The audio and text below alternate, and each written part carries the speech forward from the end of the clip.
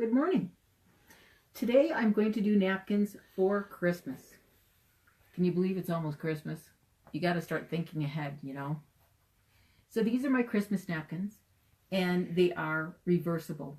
And I like to mix and match because I think it is so stinking cute. I just like them to be just cute, cute, cute. So what you want to do is take 17.5 by 17.5 squares. And what I like to do is you put right sides together. So this one you want the stretch to go this way. And this one you want the stretch to go this way. So that when you put them together, it doesn't stretch all over. Okay?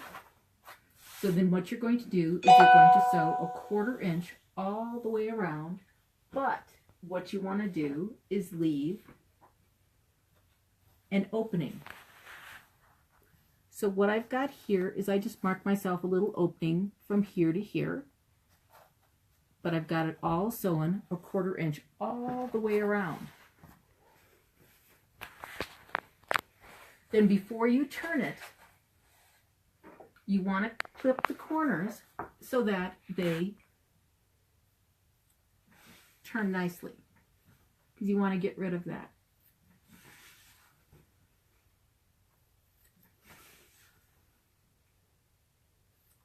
Okay, so let's get rid of all that.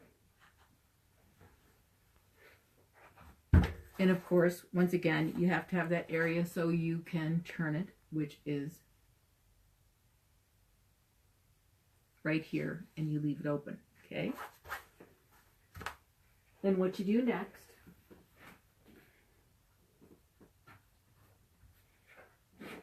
okay, let me find the right one now.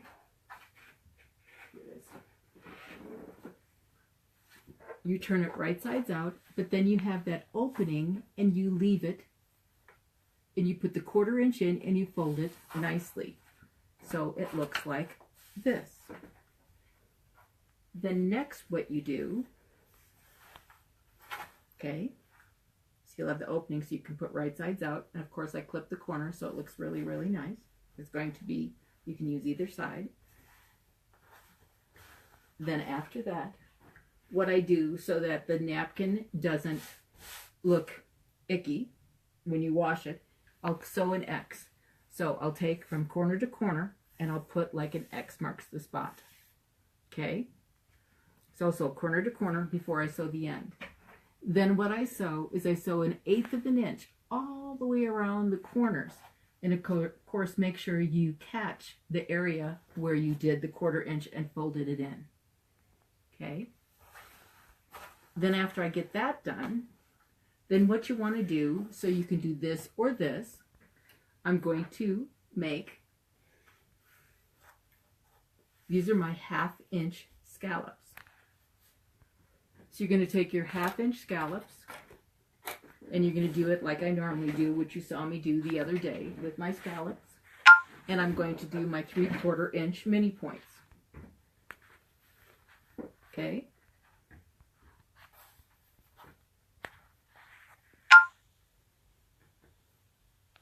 So I've got my mini points, and I've got my scallops. You can do it however your heart desires. I'm going to mix and match because I want it to look totally different, okay? And you place it on top. Let's see, did I bring them downstairs? I think I did. Oops. I set them, well, you know how to do it. Just go back to the other one. Place it on top, trace around it, do exactly how I did it last time. Sew it, cut it, turn it, and then what you do after that is what I want to do to make sure that it fits. I put it on top of here, and I measure about 1.5 times. I cut it off. You sew it, cut it, turn it. It'll look just like this. Then, so it is gathered, I have a trick I do on a sewing machine. Let me go over here. Oh, first let me show you a trick first. Sorry about that. What I do before I do that is I take some glue and I glue all this down. so that when you're sewing it, it doesn't drive you crazy and come up while you're sewing it. So I just glue all this down the center. That's what I always do on both sides. So as I'm sewing it, it doesn't come up, or I gather it, or whatever I'm doing it. This doesn't come up and gather and drive you crazy where this is flopping and that's flopping, because I like it to be nice and neat, and I have these issues, you know how that goes. Then to gather things, all you have to do on your sewing machine is change your stitch length to like an 8.2, or stitch length to a 6, I'm sorry about that. And what you do after that is you take and you change your tension. I changed mine to an 8.2. Then what you do after that is you make sure that you have both strings. So I make sure I have both my bobbin and my top out. I set down my foot. Let me do it this way so I can see where the center is. I set it down. Let me put it a little more centered. And then I just go down the center. I don't have a foot on this thing, so this thing is like going nuts. And see how it gathers it as it goes along? It's awesome. And you don't have to do the 2 lines and do all that stuff. It's wonderful.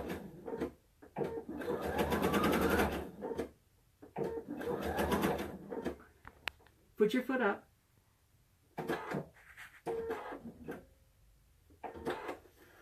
Make sure you have your 2 strings. You go back over here, and then what I do then is I put it on top. For this, on this side, what I'm going to do, because I want it further over, I measure this and make sure this one is 1.5 inches from the side. So I'm going to put a line.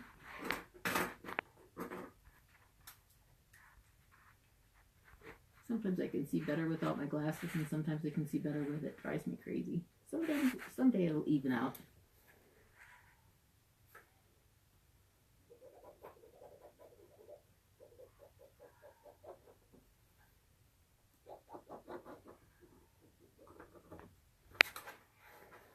And then what I do is I put this on top and I just pin it down the center.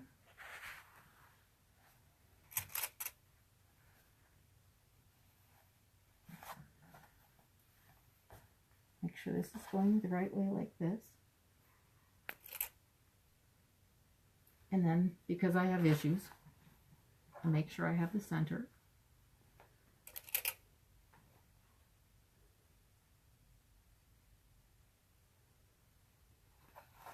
And then I make sure I have the center of this.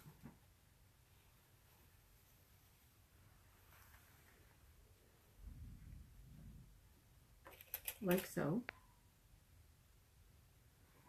And I'll show you with this one. So I've got this all pinned on. With the black and white one, I did it 1.25 inches. I just switched it up. So let me match the centers.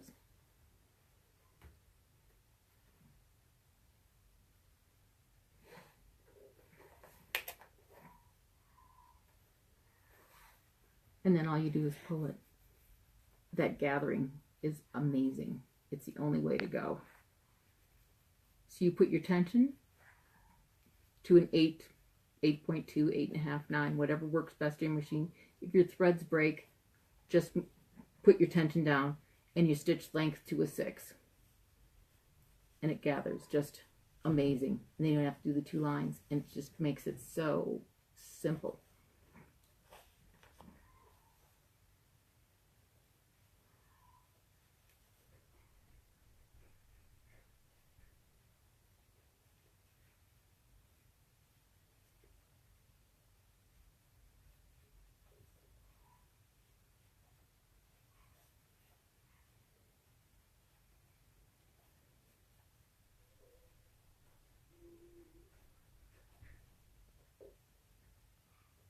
And just make sure it's nice and even, looks really good.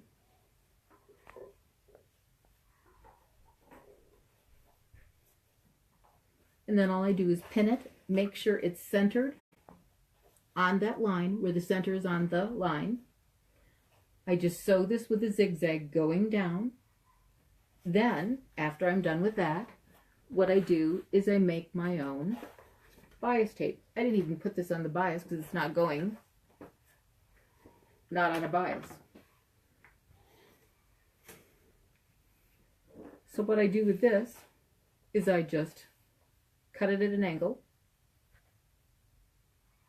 This is my 3/8, so you want to make a 3/4 inch width strip. Just do it at an angle.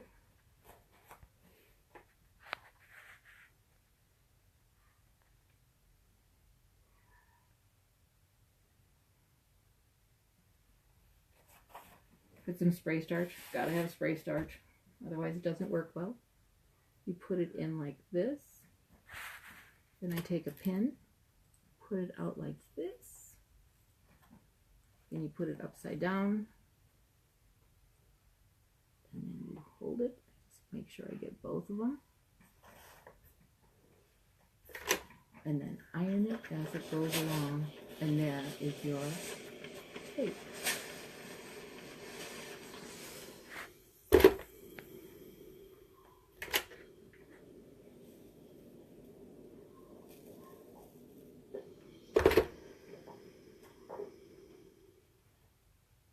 And make sure it's nice and even.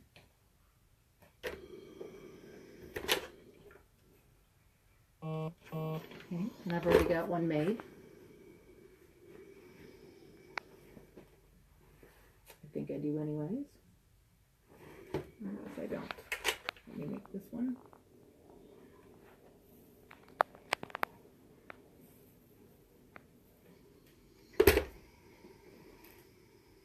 This is the wrong color.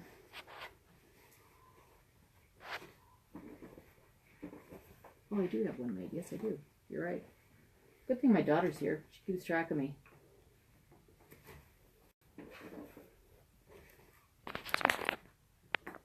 Here. Okay. So then what I do after it's done is I cut off the end. Glue is like your best friend. I'll tell you that. I fold it under. Glasses are good. And then I take my stiletto and make sure, okay, let's pretend this is already sewn all the way down.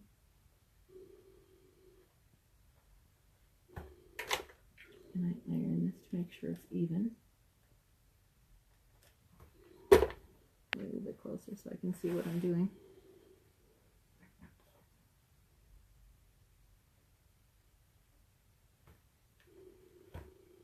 Yeah, that looks good.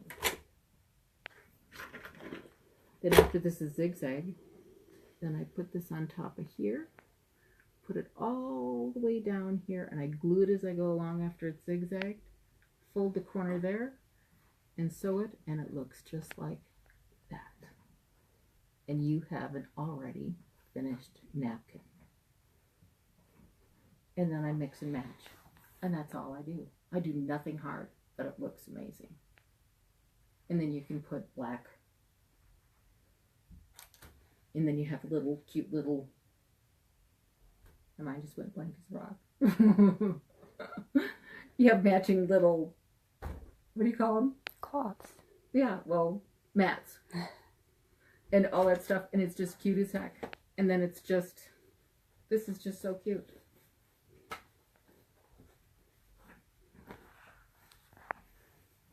And then you can mix and match. It's just so cute. And my next video is going to be on the bun. And I'm going to make a matching Christmas one. I'm going to do some Halloween too, because my daughter's favorite holiday is Halloween. And so I'm going to make her some napkins out of Halloween. So I'll do that also.